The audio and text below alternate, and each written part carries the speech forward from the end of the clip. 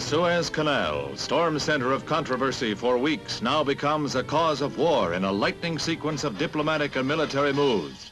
Since its seizure and nationalization by President Nasser of Egypt, the vital waterway has precipitated a new crisis in the already tense Middle East.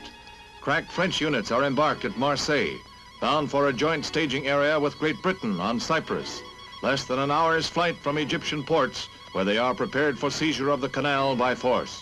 Simultaneously, Britain reinforces its garrison on the island for the same eventuality.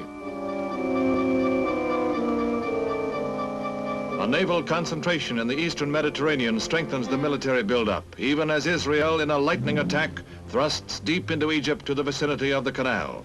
France and Britain issue a 12-hour ultimatum that all fighting must cease. Within hours of its expiration, Britain's warplanes are winging their way to Egypt, and its bombers attack 5 key cities, including Cairo.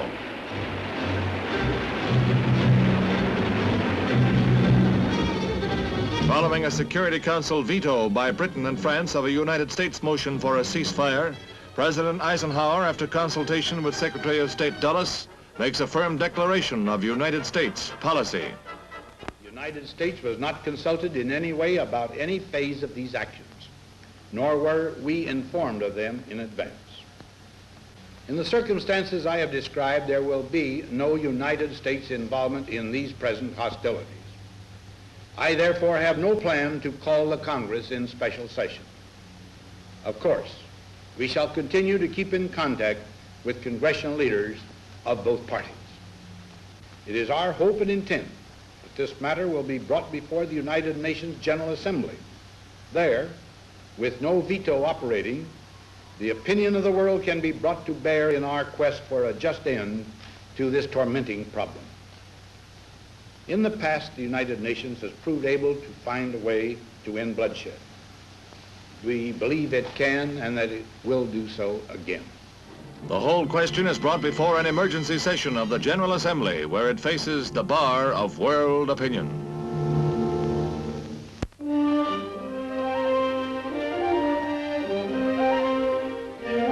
At the end of a 6-day fight that astonished the world and shook the Kremlin to its foundations, Hungary was free to fraternize on its own borders and rush in supplies to the stricken city of Budapest along roads littered with burnt-out red tanks, disabled by almost unarmed men fired by passion for liberty. Flaring swiftly from student demonstrations into open revolution, the pent-up hatreds of oppression sent Russian might reeling and forced withdrawal of the red yoke.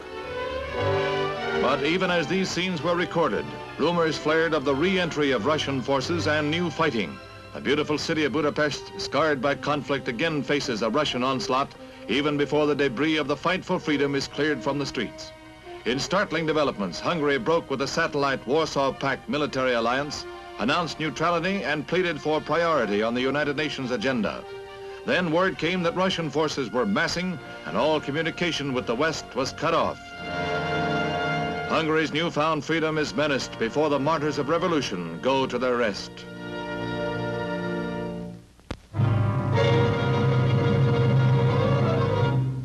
The streets of Rome are thronged with demonstrators cheering Hungary's fight against red domination. Students began the demonstration in the early morning, 500 of them. By midday, over 10,000 had joined the anti-communist protest. In nearly every major Italian city, similar demonstrations were staged. But in Rome, things got a little out of hand. When the crowd marched on Communist Party headquarters, police moved in to keep order. In a matter of minutes, the political demonstration dissolved into a non-political riot. It started with scuffles that quickly turned into slugfests. Through the heart of the city, the battle between students and police raged. No new thing in Italy, but perhaps by its very intensity, a measure of Rome's anti-communist fervor. From horses to horsepower, that's quite a switch for the Texas Ranger, who with his trusty steed and shooting iron long has kept law and order in the Lone Star State. But modern technology is catching up with the Old West, so now it's horses under the hood, and even old paint must admire his sleek new replacements. The cars are needed to pack the modern Ranger's arsenal of weapons, but horse is also part of the arsenal, gets a free ride to where the highway ends and the lone prairie begins. There's still a job for old paint with the Rangers. Horses take over where horsepower ends, for the Old West lives on.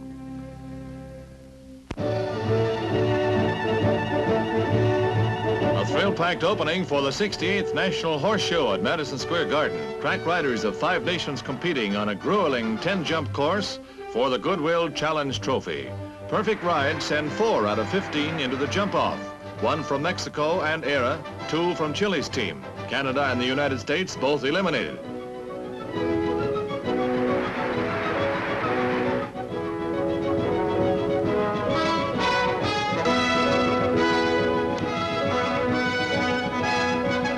A test of horse and horseman with courage, speed, and skill at a premium. The winner, Mexico's General Humberto Mariles. Adding to the opening night pageantry and color, a long-time horse show favorite returns. The Royal Canadian Mounted Police musical ride.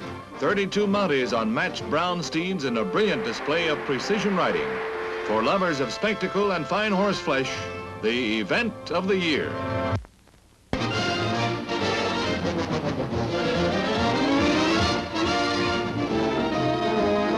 Hi. This is one of my favorite hobbies, astronomy. And this is my backyard observatory. Do you have a hobby? Well, if you do, you know it costs a lot of money and you've got to save for it. And I can't think of a better way of saving than with United States savings bonds. Your money returns $4 for every 3 when the bonds mature.